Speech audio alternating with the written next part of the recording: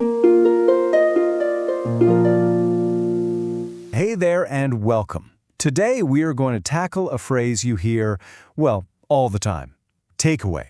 Sounds simple enough, right? But as you're about to find out, its meaning can shift in some really surprising ways. I mean, seriously, have you ever felt like just one little English phrase has way too many meanings? If you have, you are definitely not alone. Phrasal verbs, they can be one of the absolute trickiest parts of learning English. A simple combo of words can just spin off in totally different directions. But don't you worry, we're going to make this one crystal clear. Okay, so let's zoom right in on take away. Now, it's what you'd call a transitive phrasal verb. That's just a fancy way of saying it always needs an object, something to act on.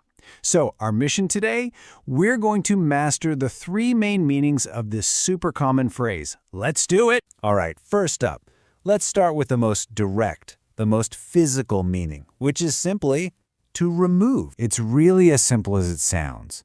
This is when you physically move something, or even someone, from one place to another. You take an item, or a person, and you leave with them. The absolute key here is that change in location. So for example, the protesters were arrested and taken away by the police. See, they were physically there, and then bam, the police removed them from that spot. And it works the exact same way with an object. The teacher took my phone away. The phone was with me, and then the teacher physically took it. So meaning number one, it's all about that physical removal of a person or a thing. Okay, so we've got the physical removal down. But what happens when the thing being taken away is something you can't actually touch it? This time, we're talking about removing something abstract. Like a feeling, a pain, or some other sensation. The whole point is to make it just disappear. Poof! This is a perfect example. I need something to take away my pain. I mean, you can't physically grab pain and carry it out of the room, right? So when you say you want something to take away the pain, you just mean you want that feeling to go away, to completely vanish. And it's the same idea here. The photos of the accident took away my appetite. Appetite is a sensation, a feeling. And a shocking picture can just make that feeling of hunger disappear. It took away my appetite. So this meaning is all about making a feeling or a sensation just vanish. All right, time for our third and final meaning. And this one, it shifts gears completely. We're leaving people and feelings behind, and we're jumping into the world of math. Yep, you heard that right. In math, takeaway is just a really common way to say subtract.